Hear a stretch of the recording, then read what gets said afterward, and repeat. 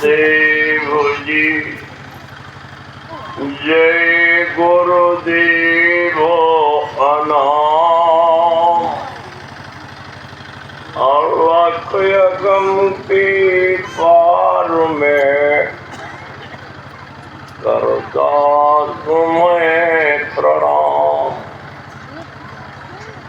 जिसका वर्ण पार है कहत मनन से दूर, सो साई गुरुदेव मम सब में हो भरपूर।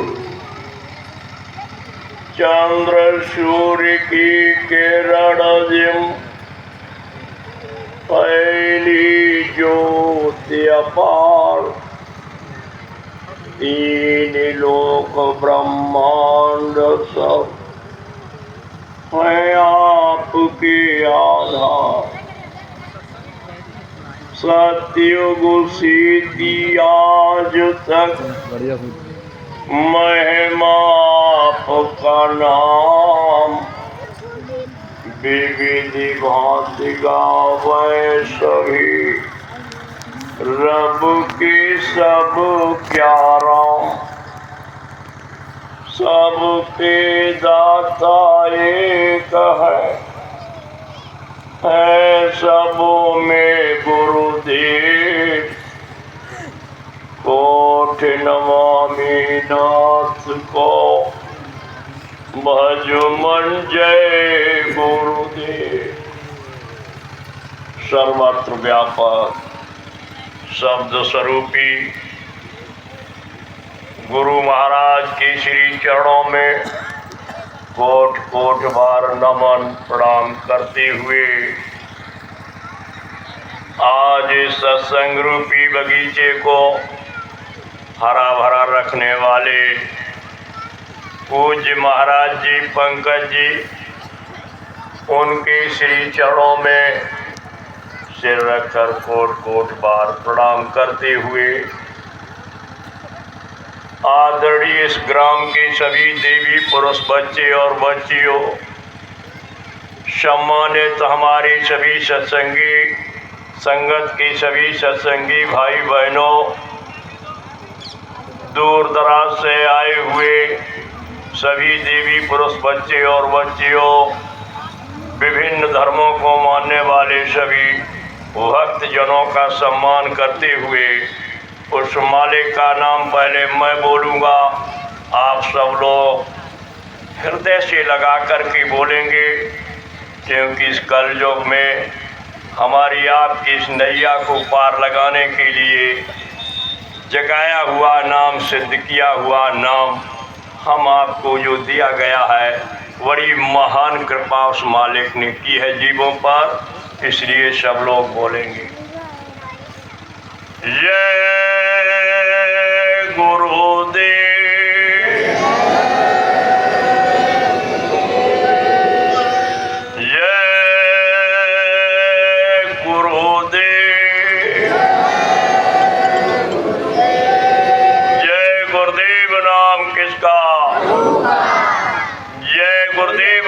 किसका?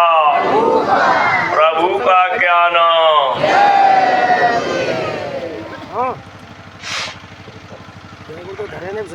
अब आप लोग, आज बरस का पहला दिन है और हम भी गुरु महाराज से प्रार्थना करते, आप भी करो कि मंगलमय ये सबका जीवन शुभकामनाओं से, अच्छी अच्छी कामनाओं से भरपूर मंगलमय हमारा सबका समय कटे। हम भी आपके लिए कह रहा हूँ, गुरु महाराज से भी प्रार्थना कर रहे, आप लोग भी मालिक को नमन करते हुए यही कामना करो कि मालिक ये सांसों की पूंजी मिली हुई है और बरस का पहला दिन है, हम सबको आने वाले समय में मंगलमय जीवन हो, शांति चित्त हो, भजन अच्छा बनने लगे, जीवन में मनुष्य शरीर मिला हुआ है, इसका बहुत बड़ा लाभ मिलने लगे। आज सत्संग के नाम से आप सब लोग आए, महान खुशी की बात है कि चलो ऐसे कलुकाल में इतनी तो इच्छा आपके अंदर उठी है कि सत्संग कुछ है। ये तो कलयुग है और इस कलयुग में चलो नाम से आ गए, यही बहुत अच्छा है। वैसे सत्संग को तो पकड़ ही नहीं पाया है, केवल नाम से ही दौड़ रहे कि सत्संग है।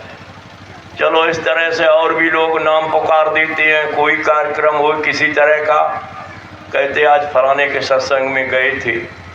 अगर यही जान जाएं हम आप कि सत्संग क्या है, तो जीवन में सारे काम छोड़ करके जहां आवाज पड़ जाए कि सत्संग होने जा रहा है। लेकिन ये नहीं, अगर वर्णात्मक सत्संग नहीं मिलेगा तो धुनात्मक को समझ कैसे पाएंगे। वर्णात्मक से ही आपको जुड़ना है, धुनात्मक से। केवल आपको इन चीजों की समझने की जरूरत है। अगर पूरी तरह से आपको सत्संग की तरफ ही ले जाया जाए तो नए जीव जो आए हैं वो कुछ समझ नहीं पाएंगे। इसलिए भौतिकता को समझाते हुए अध्यात्म की तरफ ले जाया जाता है। अगर डायरेक्ट अध्यात्म की तरफ ले जाया जाए तो सारा ज्ञान अभी तक जो भी सुना है वो आपने भौतिकता का सुना है, और भौतिकवाद से, अरे उधर भी और बिछाई लगाओ, नहीं तो उधर फूल में ये नहीं बैठ पाएंगे सब लोग। जय गुरुदेव। बड़े ध्यान से आप लोग सुनेंगे कि ये जीवन जो मिला है हम आपको,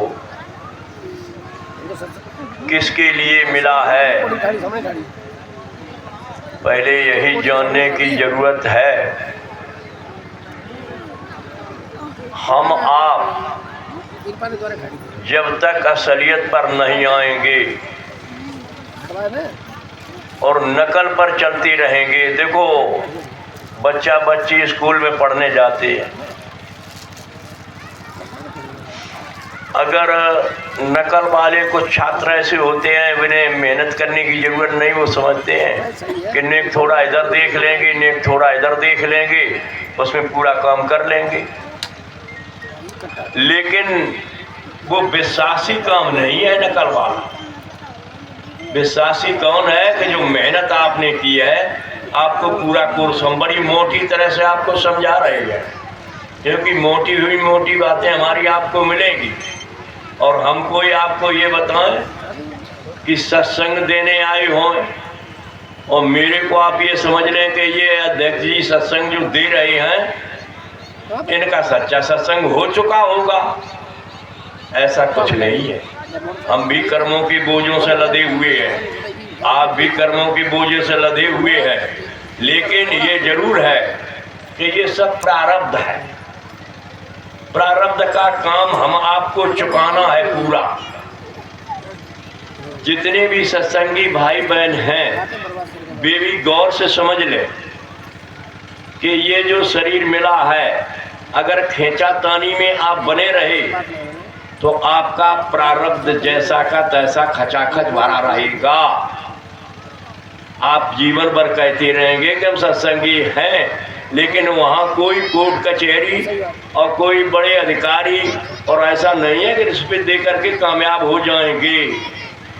वहाँ कामयाब तभी होंगे जिस शरीर तन से, मन से, धन से, जैसे पहले महात्मा जो भेष बना करके परंपरा की रीत को समझ करके और आमने सामने क्या मांगते थे कि जब चेला करते थे तब ये कहते 3 चीजें हमको दे दो।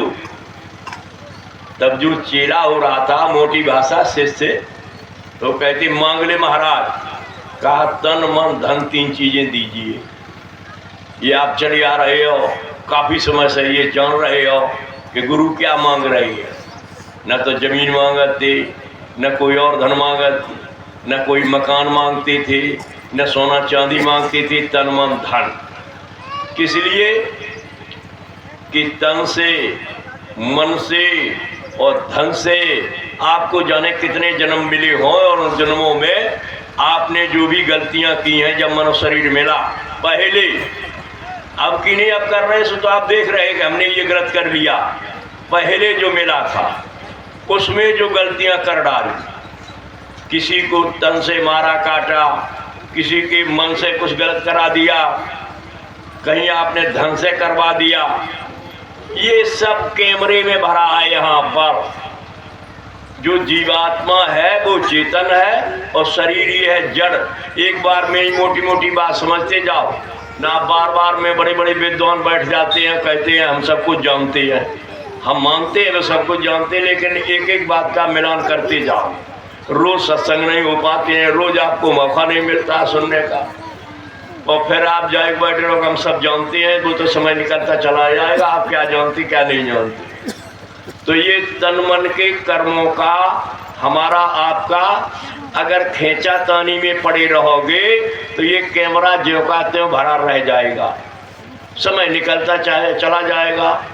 ट्रेन की तरह ट्रेन निकल जाएगी, टिकट आपने अगर न सीट पे बैठ पाए तो टिकट लाए फिरो आप, गाड़ी आपका इंतजार नहीं करेगी। तो जो आया है, जो मसीहा आया है, जो प्रभु शरीर धर के हमारे आपके बीच में उतरा है, वो गुरु नहीं है, इंसान नहीं है, महात्मा नहीं है, वो प्रभु है। और भेष तो गुरु का बनाना पड़ेगा, नहीं तो हम आपको समझा कैसे पाएंगे।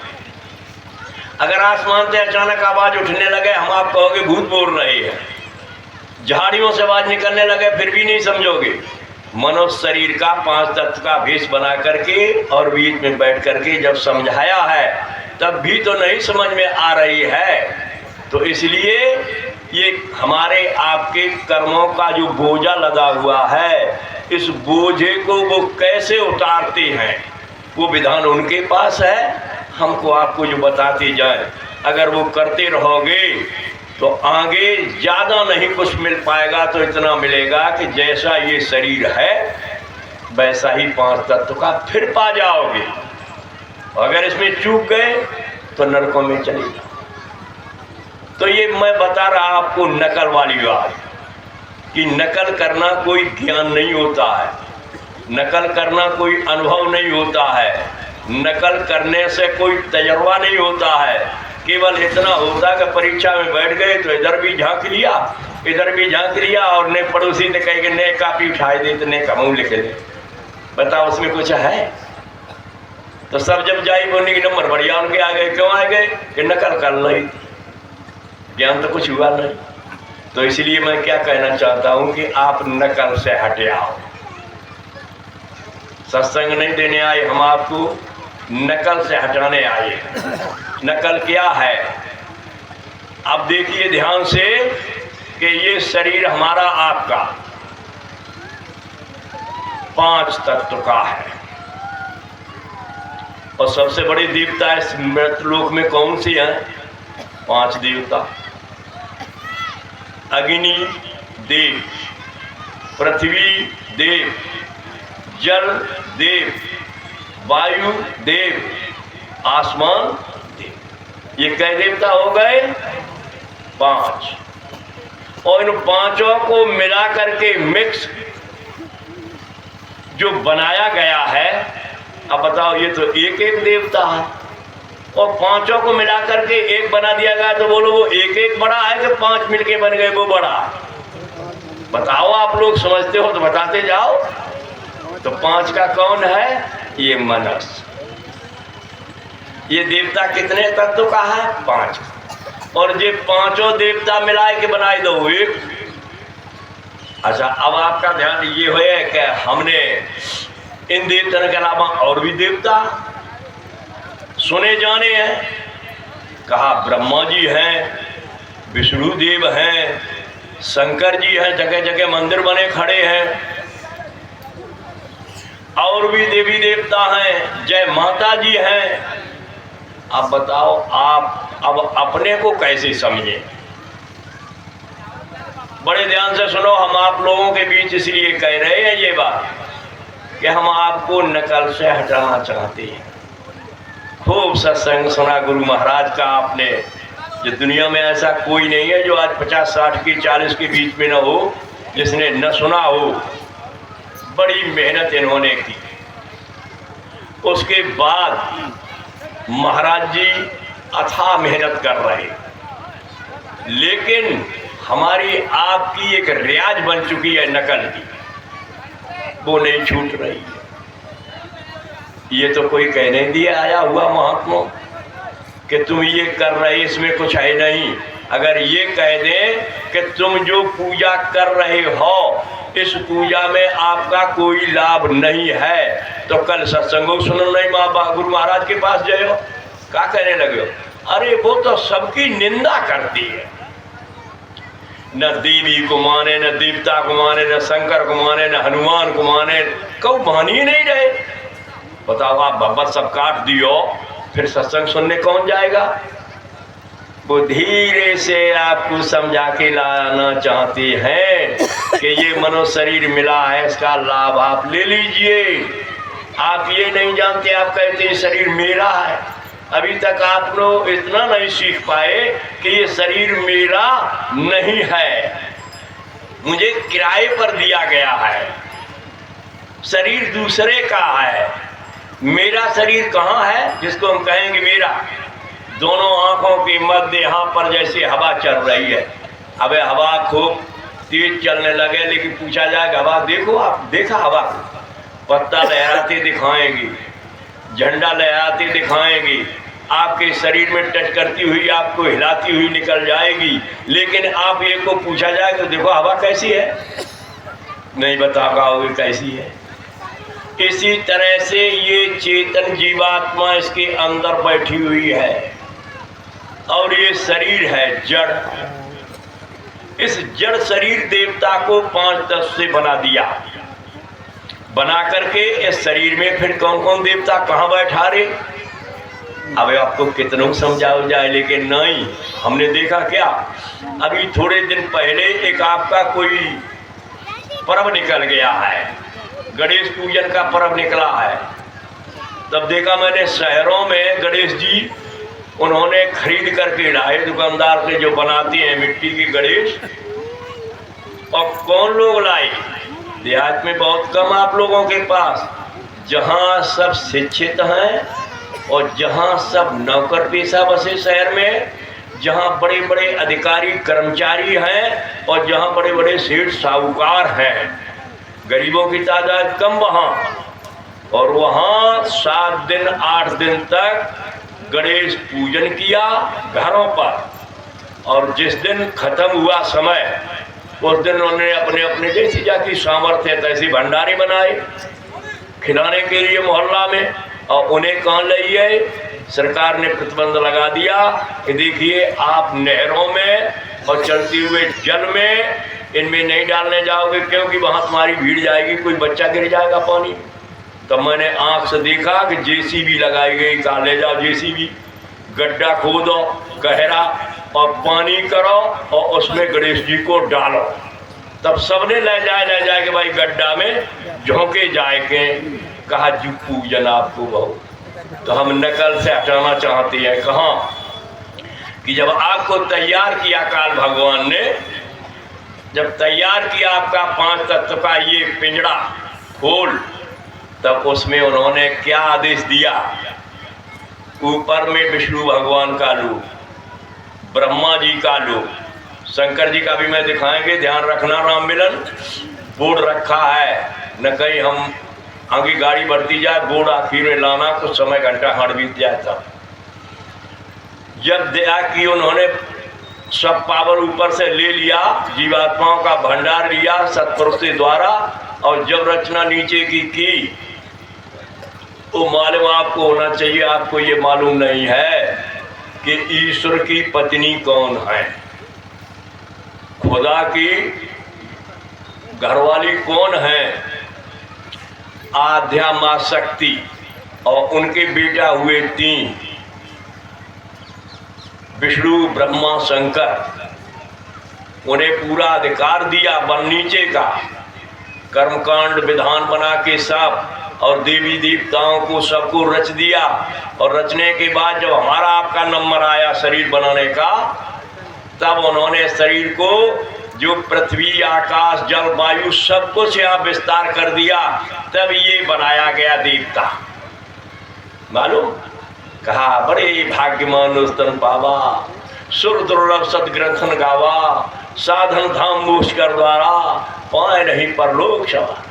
बता का कोई गीत है जो रोज सवेरे से गात रहो, सब शास्त्री गाए रहे, विद्वान गा रहे, सब दुनिया के भेषधारी महात्मा गा रहे, ये का कोई गीत है, कीर्तन है? ये बड़े भाग्य से मिला।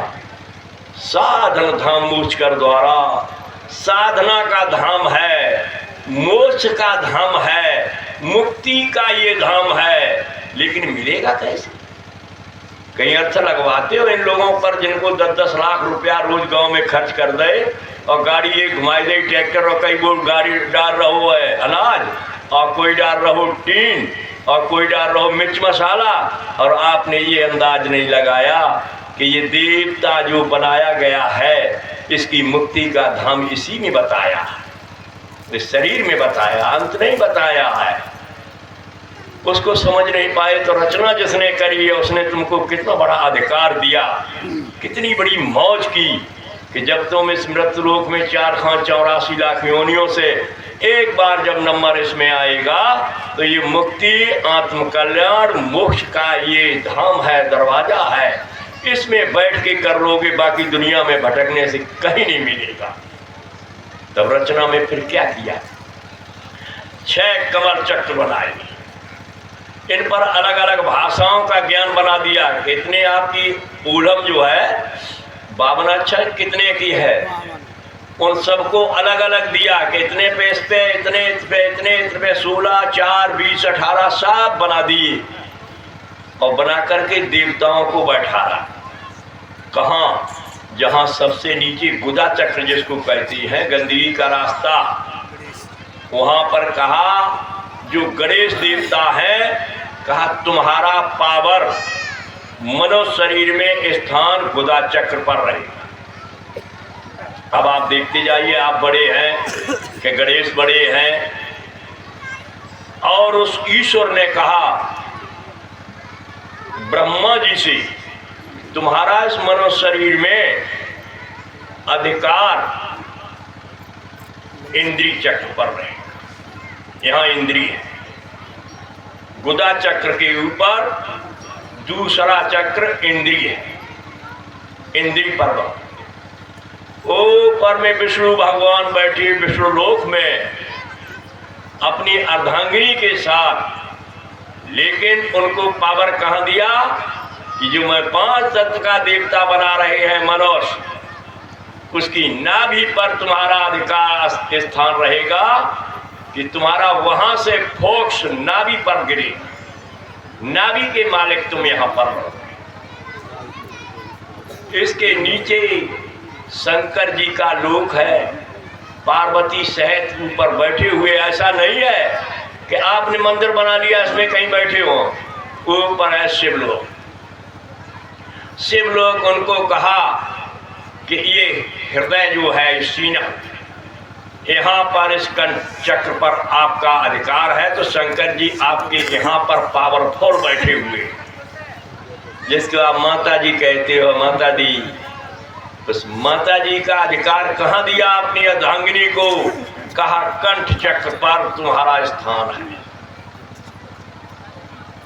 5 देने के बाद में इस जीवात्मा को जब उतारा तो आप कहा छठे चक्र पर। बोलो अब सबके ऊपर हो गई, ये जीवात्मा सबके ऊपर हो गई कि नहीं समझ में आ रही? और आप काका तक खंड रामायण शुरू कर दई और पूरी चौपाई कहवे के बाद नीचे बैठा दई गए वाले काका तो मंगल भवन उमंगल हारी अद्रभंसु जसरथ अजर। कऊ विद्वान ने, कऊ व्यास ने,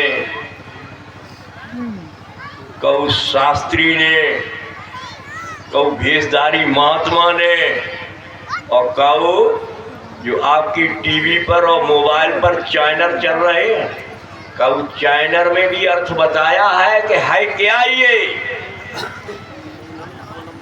जिसे शब्द का ज्ञान है, जो शब्द से जुड़ा है, और जिसने लिखा है वो शब्द से जुड़ा हुआ था। गोस्वामी जी महाराज ने रामचरितमानस में यही तो लिखा है, मंगल भवन, ये शरीर मंगल का भवन है, आनंद का भवन है। उमंगल हारी, अरे हार कहाँ है जो उमंगे आ रही हैं। मकान बनवा लें, जमीन खरीद लें, राजा महाराजा बन जाऊं, मिनिस्टर बन जाऊं, प्रधानमंत्री बन जाऊं, नौकरी लग जाए, ये क्या है? उमंगल हारी, उमंगे आ रही हार की। द्रभाव सो जसरत, अरे 10वें दरवाजे पर जसरत अजर बिहारी, वो अजर बिहारी, अजर और अमर है, अनामी मालिक। वो कहाँ पर बिहार करने वाला है? द्रभाव सो जसरत, 10वें दरवाजे पर। यहाँ इसमें 9 दरवाजे हैं। पेशाब करने का दरवाजा, लेटरिन करने का दरवाजा 2 हो गए, नाक के दरवाजे 2, 4 हो गए, 2 आंखें हो गई, 6 हो गए, 2 कान हो गए, 8 हो गए, और 1 मुंह हो गया, 9 हो गए। 9 से चिल्लाने लगो कि हे खुदा, हे मालिक, हे देवी देवता, हे ब्रह्मा विष्णु, हे शंकर जी, हे हनुमान। लेकिन क्या कह रहे? अजर बिहारी मिलने वाला नहीं है। 10वें दरवाजे से जब पुकार करोगे, जहां जीवात्मा बैठी, तब अजर बिहारी मंगल भवन कोई बताने वाला आया? कितने लाख लाख रुपया खर्च कर दिए, एक मंगल भवन को नहीं समझ पाया। बताओ क्या करोगे? खाली आए और खाली जा रहे। सिकंदर कितना बड़ा राजा था, सूरज निकला सूरज डूबा, और जब चलने लगा तब कहा हाथ बाहर निकाल दो। काहे से? बजुन ठठरी बना था, कहा हाथ बाहर निकाल देना, ना कहीं ये लोग कहेंगे कि सिकंदर कुछ ली करके गया। और हकीम क्या कहते थे? जर सिकंदर का यहाँ पर रह गया, मरते दम यो कह गया। उन हकीमों ने ये कहा बोलकर, वायदा किया किताबें खोलकर, ये दवा हिरगिज न खाली जाएगी, बेमुहूर्त की उठा ली यही शरीर मुहूर्त में। पंडित जी को पूछी जाए कि अब कहा पंडित जी उठाओ जाए कि अब 2 दिन और राख हो जाए। ए प्रेमी भाई बहनों, कितने हमारे आपके पहले लोग आए और जकात गए धराए दे, ये गांव मेरा है, ये जमीन मेरी है, ये बगीचा मेरा है, और कात कात भी चले गए। उनके बाद वाले आए, तिन्ने शुरू कर दी भाई कहानी कि ये सब मेरा है। बेऊ चले गए, हम आप आइए, हम आपने कही ये मेरा है। जब उनको न भाव हम आपका ये हो जाएगा। राजा न कुछ ले जा सके, लेकिन क्या करो? ऐसा कर दो कि आप अपनी बेहोशी को हटाओ और आंखन की पट्टी को अलग कर। अगर आप पट्टी बांधे रहोगे किस बात की? ये जय गुरुदेव वाले हैं, बोरा पहने झंझट कर पहनो, तो दूसरा ये जैकेट पहन ले, इनने शाकाहारी हो जाओ, शाकाहारी हो जाओ। अब कुछ लोग देखा तो हमने कभी शराब पी नहीं, और हमने मासूम ने कहा हम तो बढ़िया हैं। लेकिन ऐसे बढ़िया से काम नहीं चलेगा। आप कछु न करने लगे तो मंदिर एक छोटे बनवा लो, घंटड़िया वहीं में हलाने लगे। कछु नहीं आपने करो तो सवेरे आपने जो ही कर लो, हम स्नान करिए, रोज स्नान करके और जल चढ़ाइए। कछु नहीं आपने करो तो पीपर द्वारे खड़ो है तो वहीं पीपर से ही आपने मत्था लगाई दो। कछु नहीं नीम खड़ो है देवी को है तो नीम ही से आपने कहा है। तब देवियां जो है ज्यादातर नीम से और पूजा को झपकती जाए। बेल को पौधा है तो बेलते ही चली। हम क्या कह रहे, हम जो कह रहे कि जी जीवन सब चलो जाए काहे से गए, न तो किताबों में आप देख रहे और न कहूँ महापुरुष की बात मान रहे। और सत्संग रोज सुन जाए, आधे % आप समझे 50% हम इनको रोज समझाते हैं। हमारे सत्संगी जो हम देखो घर में देखी तो फोटो भरी धरी लबारी में मट्टी की मूर्ति नहीं। अब उनसे हम कह दे अगर खरी तो कल तो सेवक नहीं दी, बीमारी तो जवाब। हम कहा समझाए रहे, मुझे बताए रहे कि जी जीवन थोड़े दिन में निकला जा रहा, सांसों की पूंजी नहीं बुढ़ापो आओ निश्चित तो बनाई रहा अध्यक्ष जी। अब कानन में सुनाई कब देने लगू, अब बता और क्या बताओ, जैसा सब समय निकाले दे रहे। जब तक बैंक में नहीं डालोगे तब तक फार्म भर भर के आप डालते रहना, दोबारा बैंक वाला बैठा हुआ कुछ आपको देगा नहीं। ये बैंक बैलेंस बढ़ाइए, ये ऐसा समय आपको जीवन में अब की बार दोबारा हो सकता मिल जाए कि न मिल जाए, जबकि डायरेक्ट प्रभु उतर के सरजमी पर आ गया।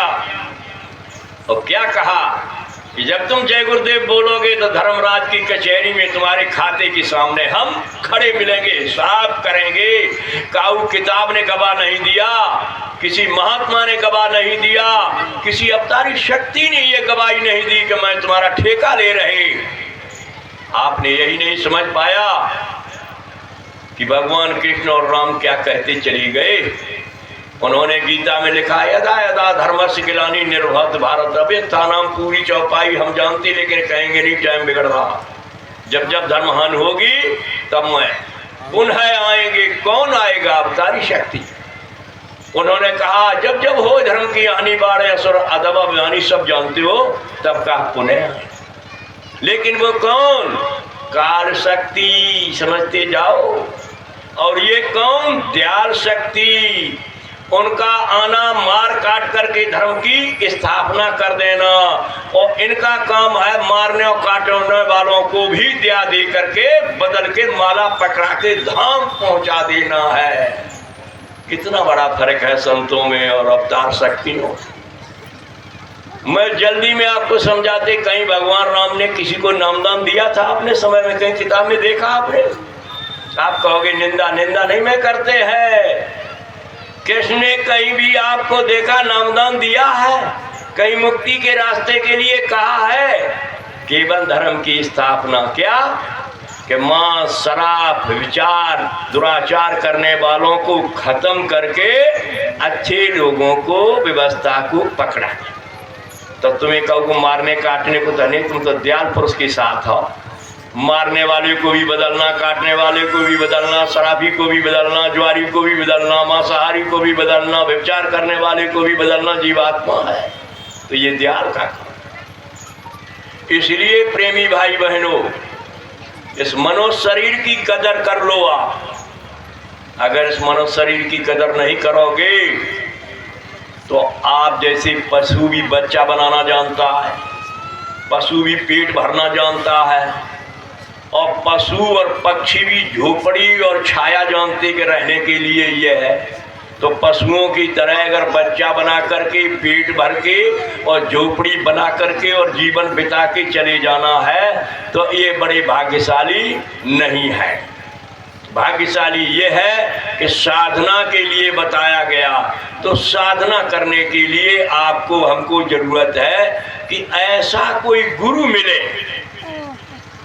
ये नहीं है कि आपने गुरु नाम का कर लिया, कहा हमने तो अपने गुरु कर रहे, कि कहाँ कर रहे, कि पांडरी वाले कर रहे, फलाने वाले कर रहे, फलाने वाले कर रहे। नहीं, जो जो आए थे वो दयालु पुरुष जो आए थे, संत बन करके आए, अपना समय पर आवाज लगाई, और गुप्त संत थे जो पहुंच गए 10, 20, 50 उनको नामदान देके पार किया। मंच लगा के माइक लगा के किसी ने नहीं दिया। इतिहास उठा के देखिए, कबीर से लेकर अभी तक ये संतों का दर्जा था। अब ये दर्जा समय ये किसका चल रहा है? परम संत का। संत में और परम संत में फर्क है, ये सब चीजें समझते जाओ।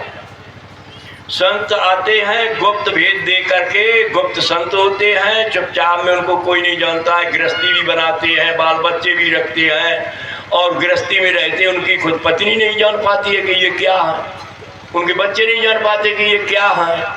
अब वो संत, लेकिन परम संत न तो गृहस्थी मिलेगी न बच्चे मिलेंगे, उनके लिए सारे संसार के बच्चे एक हैं और मंच पर बैठ करके नाम दान की वर्षा करेंगे। ये पावरफुल होते हैं, इसलिए सारी जगह पर जैसे सूरज निकलता है तो गंदगी में भी किरण जाती है और फूलों पर भी किरण जाती है, ऐसे ही परम संत होते हैं, सब पर दया करते हैं।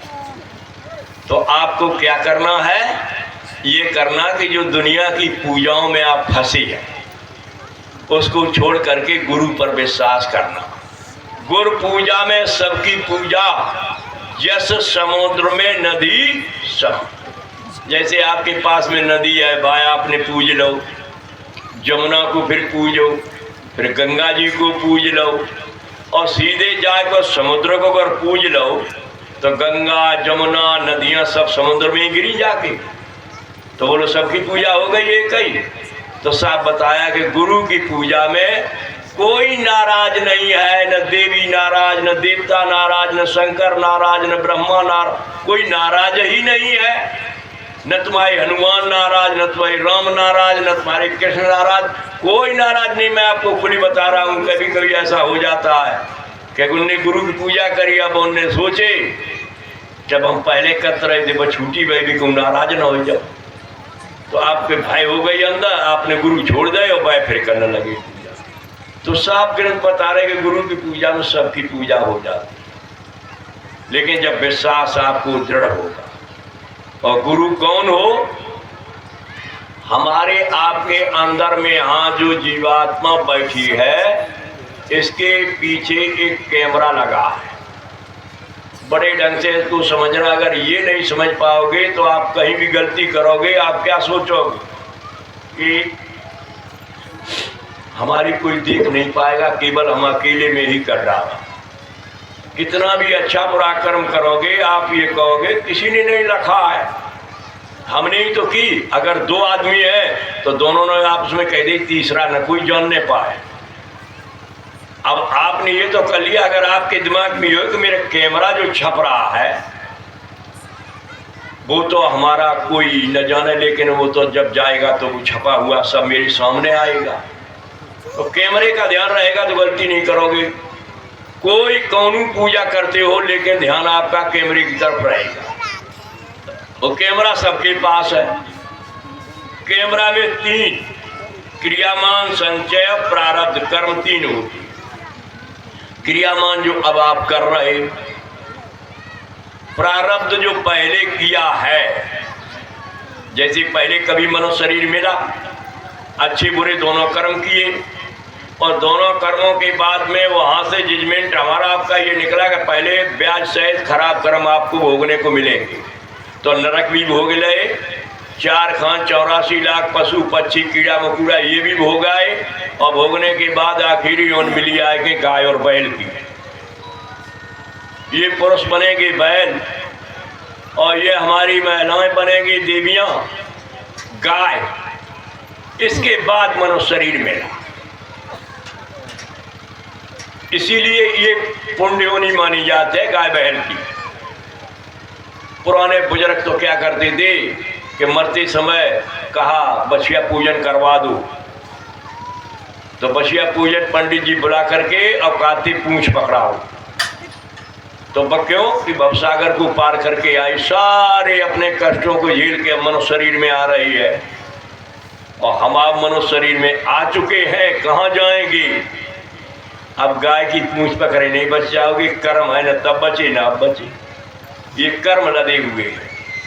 तो ये कैमरे में छप रहा है। इस कैमरे के छपने वाले को इस दुनिया में कोई ऐसा महात्मा हो, कोई ऐसा विद्वान हो, कोई ऐसा शास्त्री हो, कोई ऐसे भाषण देने वाला हो जो इस कैमरे को अंतर की आंख से देख करके आत्मा परमात्मा का सीधा रास्ता जुड़ा हुआ है, ऐसे को आपको गुरु करने की जरूरत है कि हमारे कैमरे में कितना गंदा तो कितना अच्छा छपा हुआ है। इस गंदे को कैसे साबन लगाया जाए, जो हमने अनजान में इतने खराब कर्म कर लिए, ये खराब कर्म हमारे धुल करके फिर पुनः हमको प्रभु मनुष्य शरीर ही मिल जाए। अरे इतना तो कर लो।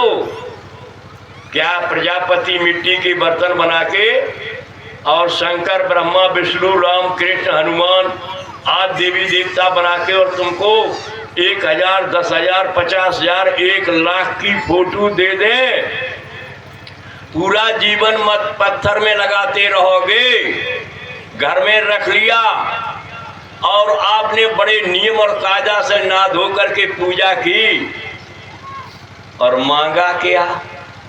मान लिया भक्ति करिए, मान लिया आपने, चलो आपका विश्वास हो गया तो मांगा है। तो मांगा क्या? नौजवान शिक्षक पढ़ने लिखने वाले क्या मांगती? नौकरी मिल जाए। और किन से मांगता है? वो जो एक दिन में कम से कम अपने पत्थर बनाई हुई मशीन से खराद के और ज्यादा नहीं तो 150 तो शंकर जी बनाइए दी, कम से कम हनुमान 100-200 बनाई दी।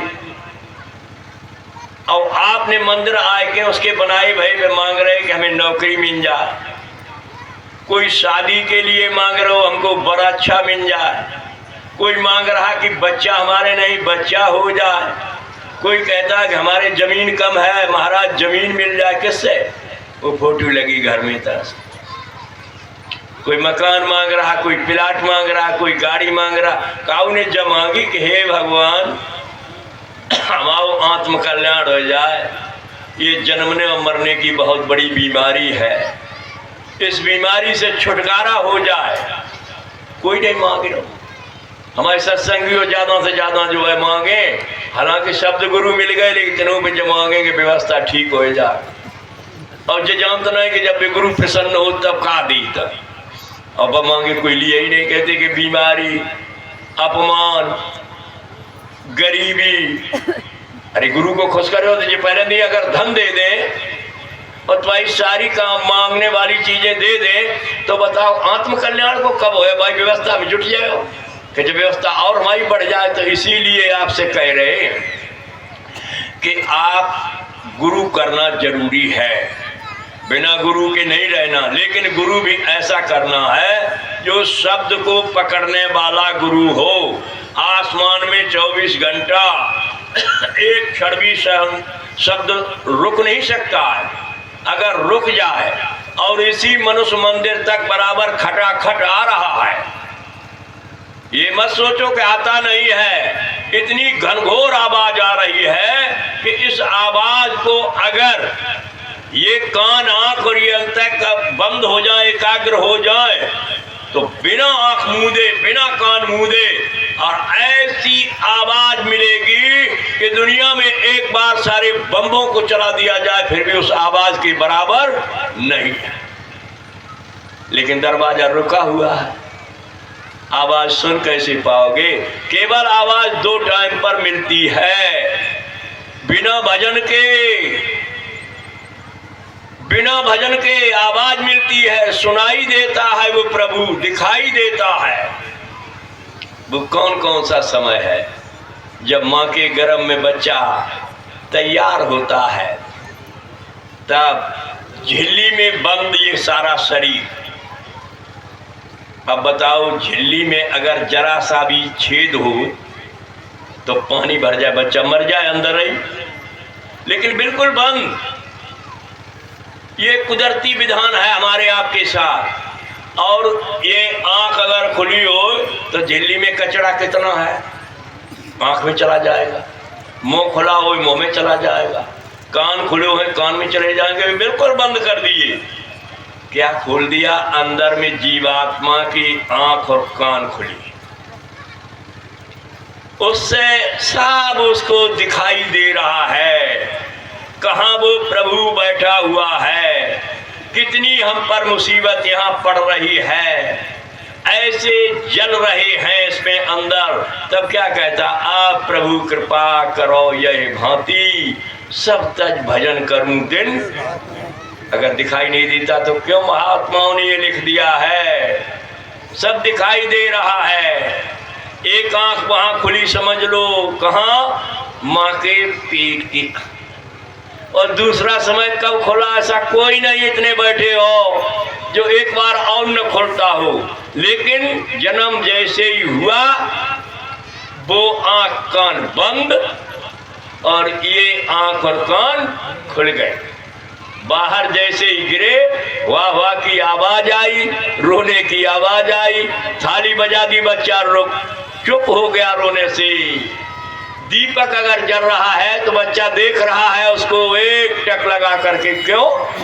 कि माँ के पेट के अंदर दो ही उसको सुनाई दिखाई दे रहे, एक उस प्रभु का नूर और उसके मुंह से जो वाणी निकल रही है वो पेट के अंदर में सुन रहा है। बड़े ढंग से आप लोग सुन लीजिए।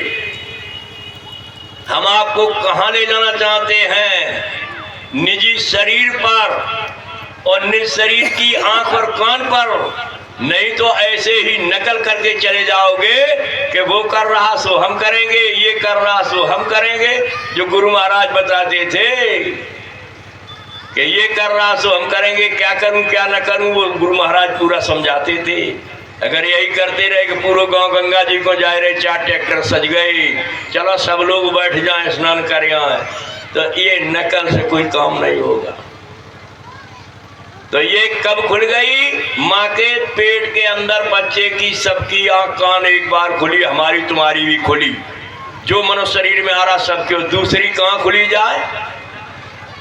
जब बिल्कुल डॉक्टर ने मने कर दिया कि अब नहीं, कुछ घर ले जाओ सेवा करो।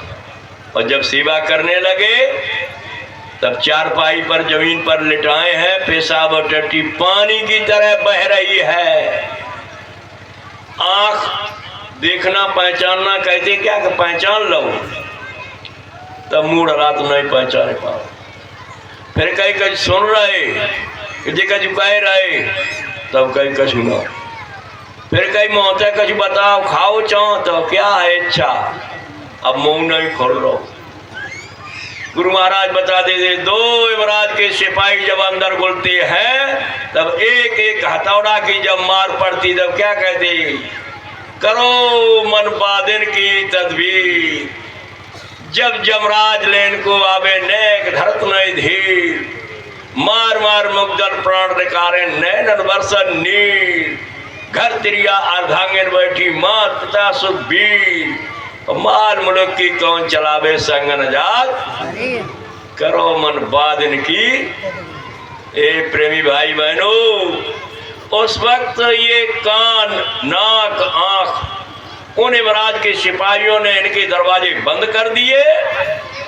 और तीसरा नेत्र जो हमारा आपका निज शरीर है उसकी आंख और कान खोल देगा। अब देख लो कौन जा रहा तुम्हारे साथ। तब कैसे महात्माओं ने फिर इशारा किया है, मरघट में जब जलते तब कैसे इशारा किया? अरे हार जले जैसे सूखी लकड़ी, केस जले जैसे घासा, और सुंदर काया राख हो गई, कोई ना आया कोई जाता।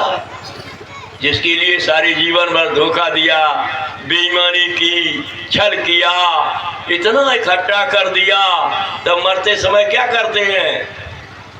माता जी की और जब पिताजी की ये जो रजाई और गद्दा ओढ़त और बिछाते, जो अब संगई लेने जाओ, काहे से कि माँ में अब महक और बदबू आने लगी है, उसे ले जाओ। जिनके लिए तुमने कमाया है वही कहते इसको ले जाओ, लेकिन जब काऊ नहीं करी, ये जमीनों की संगे कर दे, जो मकानों कर दे। इसलिए एक अंगूठी अगर पिंदी है तो बहुताल नहीं बनाई खराब भाई। मुसलमान राख डालते उसमें कहते हमारा तुम्हारा अब नाता इस मिट्टी के टुकड़े के बराबर भी नहीं रहा है। और हिंदू क्या करते हैं? अब तो तमाम सामग्री लेकर के फेंकते हैं, लेकिन पहले क्या करते थे? बांस की लकड़ी लंबी लेकर के पैरों में नहीं मारते थे, कहते पंच लकड़िया दे दो। पंच लकड़िया मैंने अपनी आंखों से देखा है देते हुए। कहीं कहीं जगह पर मैंने देखा जब सत्संगियों के यहाँ गए, क्योंकि पुरानी रीत गांव में थी, बेचारी नहीं कुछ कर सके तो क्या कि खोपड़ी जो लाल अंगारा हो गई तो मैं ऐसे ठोना मारी, ऐसी आंख से देखे कि ठोना मार के खोपड़ी फोड़ी गई। सूर सागर में क्या लिखा, जा दिन मन पक्षी उड़ जाए है, ता दिन तेरे तन व तरवर के सभी पाप झड़ जाए हैं। जा देही से नेह करतो तो देख घिने हैं, जिन पुत्रों को बहुविध पालो देवी देव मने हैं, तेहिले बांस खोपड़ी फोड़े शीश फोड़ बिखराए हैं। देखा देखा, वही जो मैं बता रहे वही उन्होंने भी देखा है, उन्होंने तो अंदर की आंख से देखा है कि तुम क्या कर रहे, शीश फोड़ बिखराए हैं। और घर के कहत सवेरे काड़ो भूत हो, तो घर कहे का घर की जल्दी मट्टी उठाई ले, न मालूम कंडा और अग्नि और रख ले यहाँ, न मालूम भूत बन करके उड़ जाए। भूत हो तो घर कहे है, जो जन नहीं गुर के यम के मारक जय है, सूरदास हर भक्त भजन फिर बिरथा जन्म। अरे प्रेमी भाई बहनों, अगर मानना है तो संतों की वाणी पर ध्यान दो, और अगर मानना नहीं है तो कवियों के लिखने से और बोलने से आपका क्या उद्धार हो जाएगा। ये तो कवियों का विधान है जो बढ़ा चढ़ा करके सब कुछ लिख रहे हैं, लेकिन संतों की तरफ आप ध्यान ही नहीं दे रहे।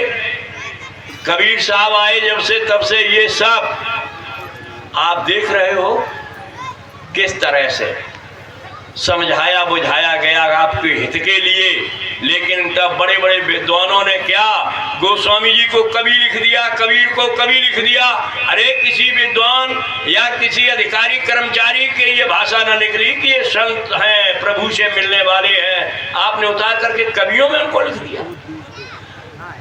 इसलिए आपको मैं क्या विशेष बात यही बताने आए हैं कि जिस पूजा में अपना समय पूरा बिता रहे हो, वहां से अपना मन हटा करके और गुरु पूजा में लगा दो।